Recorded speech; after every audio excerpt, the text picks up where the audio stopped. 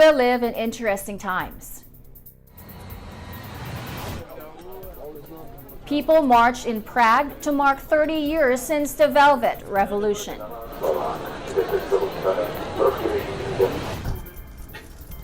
DR Congo leader hopes to eradicate Ebola in his country by December.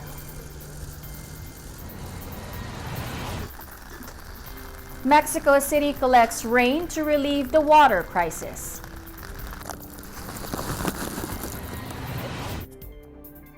Homes are without heating and electricity as snow blankets the hills around Lyon.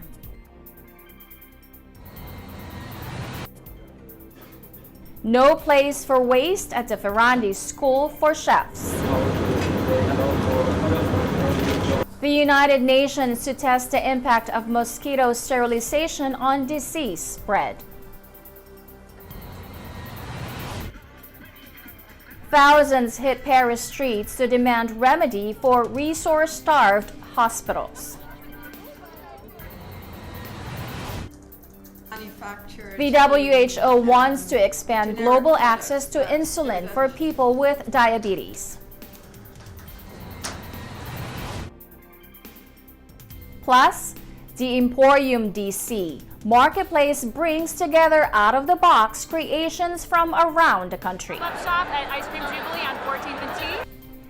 This is Eagle News coming to you from Washington, D.C., bringing you stories from around the globe. I am Rose Papa Angeles.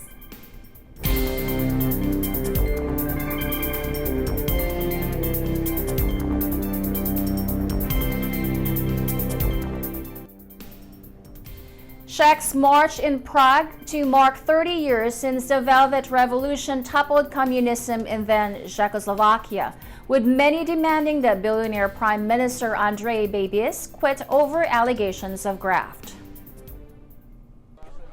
Billionaire Czech Prime Minister Andrej Babiš expressed remorse over his communist past on Sunday at a ceremony in Prague celebrating 30 years since the Velvet Revolution toppled communism in then Czechoslovakia. The populist mogul, who was a Czechoslovak Communist Party member in the 1980s, paid tribute to the 1989 peaceful uprising that ushered in democratic reform to the former Soviet satellite. His comments come after 250,000 Czechs flooded central Prague on Saturday in demonstrations to mark the anniversary that saw protesters demand Babiš resign over allegations of graft and that he was once a communist secret agent. He has strongly denied the accusations. Babiš said at a ceremony attended by the prime ministers of Hungary, Poland, and Slovakia and by German Parliament Speaker Wolfgang Schäuble, quote, "As you surely know, I was a Communist Party member. I'm not proud of that." He said he wasn't as brave as Václav Havel, the dissident playwright elected the president of Czechoslovakia in 1989, and thanked those behind the Velvet Revolution protests. Babiš, whose minority government now relies on the tacit support of Communist Party lawmakers to survive in parliament, said, quote, "I'm standing here today as the prime minister elected in a free democratic election, and therefore I want to at least now express my gratitude and humility." DR Congo President Felix Tshisekedi on Friday voiced hope that the Ebola epidemic in his country would be stamped out by the end of the year. Contre cette maladie aujourd'hui, nous pouvons dire avec satisfaction que celle-ci est éradiquée au nord et au sud Kivu et il en reste encore quelques cas du côté de l'Ituri, mais nous pensons que d'ici la fin de l'année, nous aurons mis un terme complet à la maladie. Die Investitionen, dann ist zurzeit noch die Glaubwürdigkeit des Kongo nicht so hoch international. In dem Moment, wo sie aber mit dem IWF zusammenarbeiten, mit der Weltbank zusammenarbeiten, können wir auch die Bedingungen verbessern, zu denen wir unseren Unternehmen Absicherungen geben. Und deshalb glaube ich, ist das heute der Beginn einer neuen Geschichte, denn wir haben The epidemic began in August 2018 in North Kivu province before spreading to neighboring Ituri in South Kivu, a remote and largely lawless region bordering Uganda, Rwanda, and Burundi. It has killed more than 2,000 people to date and is the second Ebola outbreak, deadliest on record after an outbreak that struck West Africa in 2014 to 2016, claiming more than 11,300 lives. DRC officials have introduced 2 vaccines to fight the epidemic. The Ebola virus is passed on by contact with the blood, body fluids, secretion, or organs of an infected or recently deceased person. Following an incubation period of up to 3 weeks, a high fever develops along with weakness, intense muscle and joint pain, headaches, and a sore throat. This is often followed by vomiting and diarrhea, skin eruptions, kidney and liver failure, and internal and external bleeding. According to the WHO, the death rate is typically high, ranging up to 90% in some outbreaks. The virus' natural reservoir is suspected to be a tropical bat, which does not itself fall ill, but can pass on the microbe to humans who hunt it for food. Mexico City begins to install thousands of rain collection systems as a water crisis leaves poor families in the capital desperate.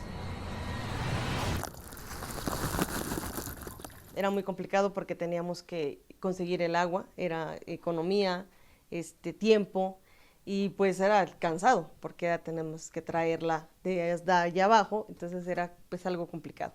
Y ahora ya se nos ha facilitado bastante. Aquí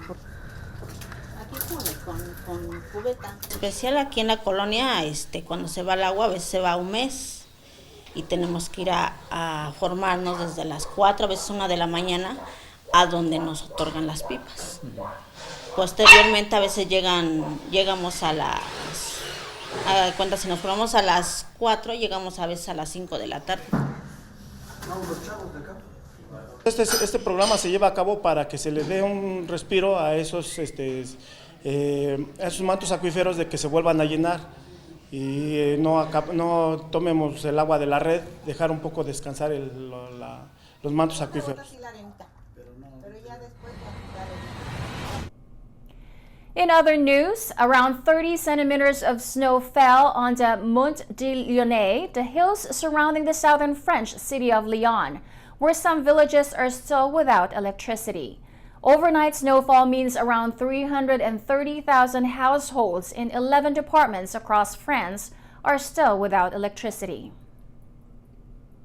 Eh ben, on a vu les premiers flocons hier soir, en fin de soirée, quoi. Et puis ça s'est commencé à se couvrir. Après quelques chutes d'électricité, avec puis bon, à 1h du matin, plus d'électricité du tout, quoi. Et on se réveille avec le soleil. Non, ben l'année passée, la dernière fois, c'était pour le 1er novembre. On a vu pareil, le même système que là, 30 cm de neige et 3 jours sans électricité. Et là, ben, un mois après, un an et un mois après, on revient avec la même chose, quoi. Et puis après, il n'y a plus rien. Depuis hier, hier après-midi, vers les 15h, ça commence à neiger sans grande difficulté pour quoi que ce soit. Et puis vers les 17h, la neige s'est mise vraiment à tomber. Et vers 21h, 22h, plus d'électricité. Donc ce matin, ça nous pose beaucoup de problèmes, même si on aime bien la neige et que la neige fait partie d'Iseron. Voilà, mais pour nous, les commerçants, ça nous pose beaucoup de problèmes. Les commerçants, bien sûr, aussi les particuliers qui n'ont peut-être pas de chauffage, pas d'électricité pour les enfants. Et voilà.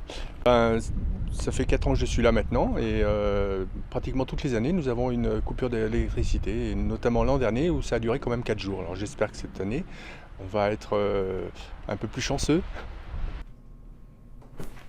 Meanwhile, at the Ferrandi School in Paris, there's no place for waste. Future chefs are taught how to maximize their use of products for a zero-waste menu that includes, for example, chips made from potato and carrot skins. Its aim is to shake up the restaurant industry where, quote, we tend to throw away a lot.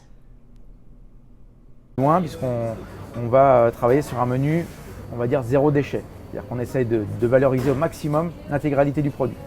Puisque souvent, effectivement, on a tendance, dans la restauration gastronomique, à avoir des démarches qui ne sont pas toujours adaptées. Et on essaye de faire évoluer nos pratiques dans notre formation déjà à la base, au départ, pour que nos jeunes soient prêts à demain mettre tout ça en œuvre dans leur établissement. Ça Chips, on a fait un gratin, on a fait des pommes boulangères, donc on a utilisé des pommes de terre et avec la peau des pommes de terre, on a fait des chips avec. Et avec les parures de pommes de terre aussi, on a encore fait des chips. Donc non, c'est pas compliqué de faire du zéro déchet. Bien sûr, on réfléchit à tout ce qui est parures de poisson, tout ça, on les réutilise pour faire des sauces ou tout ça. Et après, sinon, le chef, même ça lui coûte moins d'argent de réutiliser toutes les parures, tout ça. C'est bénéfique pour lui aussi. Donc voilà. Alors, important, on travaille sur la saison. Oui. Saisonnalité, on n'a que des produits de saison, que des produits maraîchers. On a travaillé sur un crémeux de cresson de Méryville, d'accord, des produits d'Île-de-France. Et donc voilà, on limite effectivement notre impact carbone. Et en plus, on travaille dans la saisonnalité, donc des produits qui ont du goût. Parce que c'est vrai qu'en cuisine, on a tendance à pas mal jeter. Et c'est dommage de ne pas pouvoir réutiliser toutes les pertes. Parce que c'est vrai que si on réutilise toutes les pertes, ben, il y aurait beaucoup moins de déchets quand même. Moi, personnellement, je n'aime pas le gaspillage, donc je ne laisse jamais rien dans mon assiette. Voilà. Up next, the United Nations to test the impact of mosquito sterilization on disease spread. Thousands hit Paris streets to demand remedy for resource-starved hospitals. The WHO wants to expand global access to insulin for people with diabetes. Plus, the Emporium DC Marketplace brings together out-of-the-box creations from around the country. Eagle News will return in a moment. Stay with us.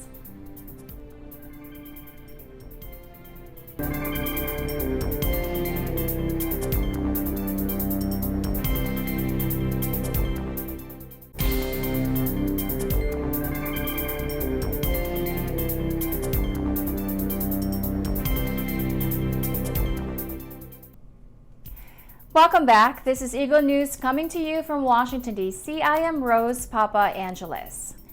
The UN said Thursday it was preparing to test a sterilization technique targeting mosquitoes that could help rein in the spread of a range of devastating diseases, such as dengue and Zika. A form of insect birth control called sterile insect technique, or SIT, has been used for decades to control crop-killing pests like fruit flies and moths. Now it is being evaluated in a species of mosquito as a potential key tool in halting the spread of human diseases. Florence Fook, a scientist at the UN Special Program for Research and Training in Tropical Diseases, TDR, told reporters, quote, "It could be really, really significant." Mosquitoes. So the sterile insect technique is an insect birth control method where you release sterile males that will outcompete the wild males in the field, and they will induce sterility in the females so that their eggs will not hatch, and so you will control the next generation. And if you do that for a long time enough, you will be able to reduce and even, in some cases, eliminate the target population. TDR has partnered with the World Health Organization, the International Atomic Energy Agency, and the Food and Agriculture Organization to develop a pilot program for countries interested in using SIT on mosquitoes to test the impact on disease transmission. Fook said a number of countries were being evaluated and that the participants should be chosen in early 2020 for tests lasting several years. The mosquitoes targeted are a type that is particularly difficult to control called Aedes albopictus, more popularly known as the Asian tiger mosquito, which are a major vector for diseases including Zika, dengue, and chikungunya. Researchers have found a way to sterilize male mosquitoes using radiation, and tests have shown they can thus significantly reduce the population size. The test will start as the number of cases of dengue especially explodes, with the diseases now seen threatening about half of the world's population. Raman Velayundan of the UN Health Agency Neglected Tropical Diseases Division told reporters that 3 million cases of dengue are reported from some 110 countries each year. He said, quote, "This year we may go beyond 3.5 or even 4 million cases because the number has increased dramatically." He said, stressing that only around 20% of cases are ever reported, so the disease burden is far higher. While it is expected to take several years to obtain enough data to reach a clear conclusion on the impact on the spread of human diseases, experts voice optimism the technique would prove highly effective. Really, actually from the WHO's point of view, one of our realistic goals is to reduce the number of cases by at least 25% by 2025 to 2030. SIT works by releasing radiation-sterilized male mosquitoes into an environment to mate with wild females, reducing the size of the population over time as females fail to reproduce.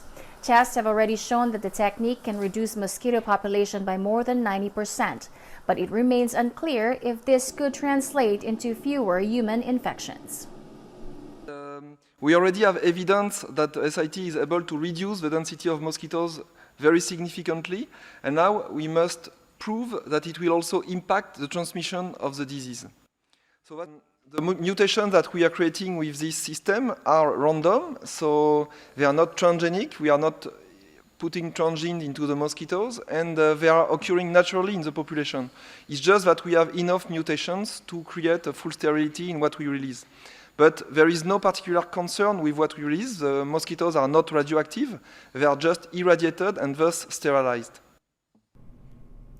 Several thousand hospital staff demonstrate in Paris to demand an emergency plan and to put pressure on the government, which is being asked to take an ongoing crisis in the country's hospitals seriously amid claims over overwork, lack of beds, and an inability to provide humane service to patients. Here are their sentiments. Pourquoi on est là? Parce qu'on est usé, on est fatigué, on n'arrive plus à soigner les gens avec humanité. D'accord? On fait un travail quand même qui est difficile. On aimerait se respecter, on aimerait être entendu. Voilà, on ne soigne pas des animaux, on travaille avec des gens, des patients. Voilà, ce ne sont pas des clients. Le manque de moyens, le manque de personnel, le manque de matériel aussi, voilà, le manque de lits. Voilà, beaucoup d'hospitalisations sur des brancards, des patients tassés dans des salles, séparés les uns des autres par de simples rideaux, obligés de faire leurs besoins dans des sacs plastiques. Voilà mon quotidien. Depuis fin 2017, 70 lits fermés, ce qui engorge les urgences. Automatiquement, les patients attendent jusqu'à 12 ou 15 heures sur des urgences avant de monter dans les services. C'est plus possible de travailler comme ça, les gens sont épuisés, les congés annuels ne peuvent pas être donnés, les RTT sont décalés à chaque fois, les RH, on les rappelle sur leur repos. C'est plus possible, il faut absolument trouver des moyens pour la santé. On ne nous donne pas les moyens de travailler correctement, donc on ne remplit pas notre rôle de service public. Il est là le problème. Donc pour pouvoir accueillir les patients en toute dignité, il nous faut les moyens. Et les moyens, ce n'est pas en 2022. C'est là. Donc on n'arrête pas de le signaler, ça fait 8 mois qu'on est en grève, 8 mois qu'on nous méprise et on n'a aucune solution apportée par le gouvernement. Alors, les internes, c'est les médecins en formation, mais c'est aussi des personnes qui font partie intégrante de la structure hospitalière actuellement. On est les personnes qui sont de premier recours pour les patients, on est les premiers à les voir, les premiers à voir les familles et on voit au quotidien la dégradation de l'hôpital public avec un réel glissement de tâches, moins de personnel administratif, c'est plus d'administratif pour les internes, moins d'infirmiers, moins bien payés, c'est moins de temps médical également pour les internes. The World Health Organization wants to expand global access to affordable insulin to treat people with diabetes. An announcement made on the eve of World Diabetes Day. I'm here today because we're announcing a new pilot project for the pre-qualification of human insulin. So why are we doing this? It's one of several measures that we're planning to try to help global access to human insulin. But the simple fact is that the prevalence of diabetes is growing. The amount of insulin available to treat diabetes is too low. The prices are too high, so we need to do something. And we have seen it in practice. So once we open pre-qualification to new products, we get most people who want to market it, particularly in low and middle-income countries, are interested in getting that stamp of approval for that, and it means that there are more manufacturers on the market in those countries, and competition is increased. The past 35 years or so have seen a quadrupling of the number of people with diabetes. There are no estimates that go further back in history than 1980, but since 1980, the prevalence of diabetes has increased. At that time, it was highest in high-income countries, but since then, the increase in the prevalence was fastest in low and middle-income countries, which now have a higher prevalence of diabetes than high-income countries.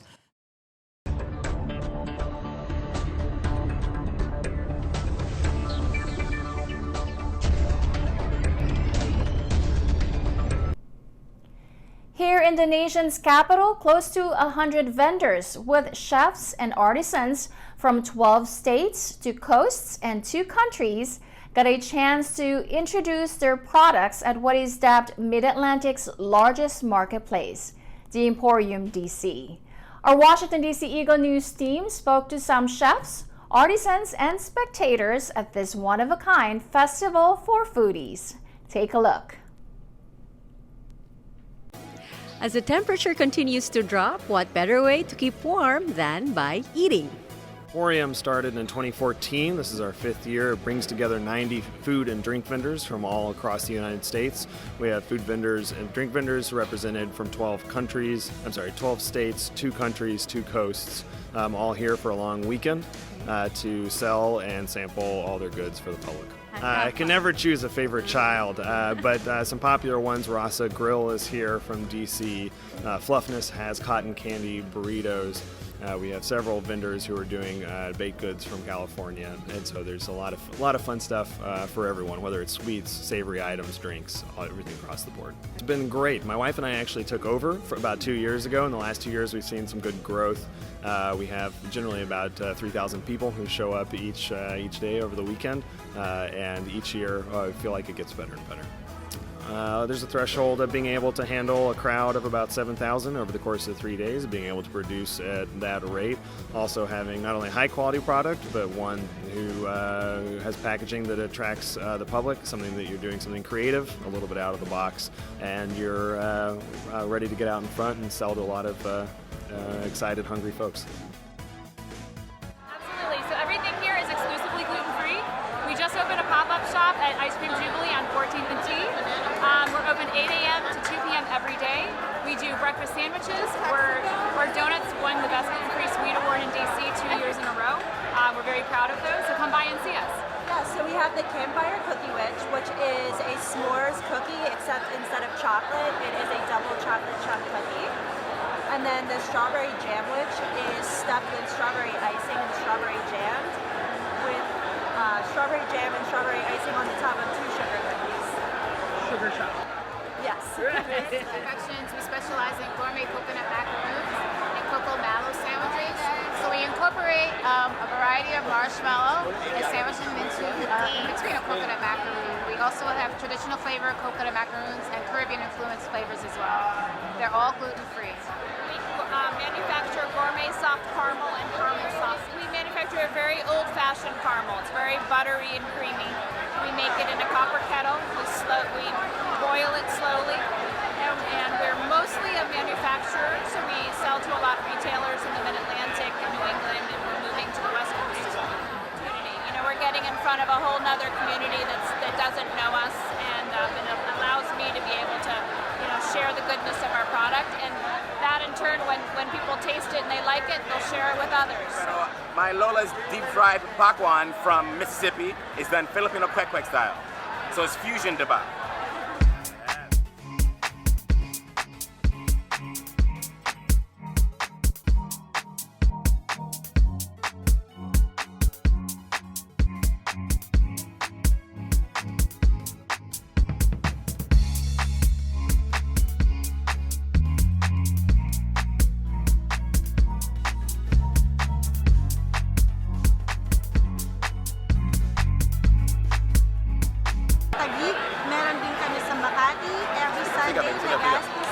Market.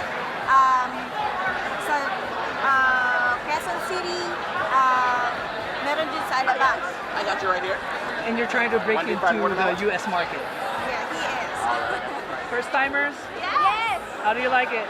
It's great. Great so far. Yeah. Food lover. Yes, I love it. It has so many good to So try what out is the it? local vendors. Okay. The ones that you don't hear about.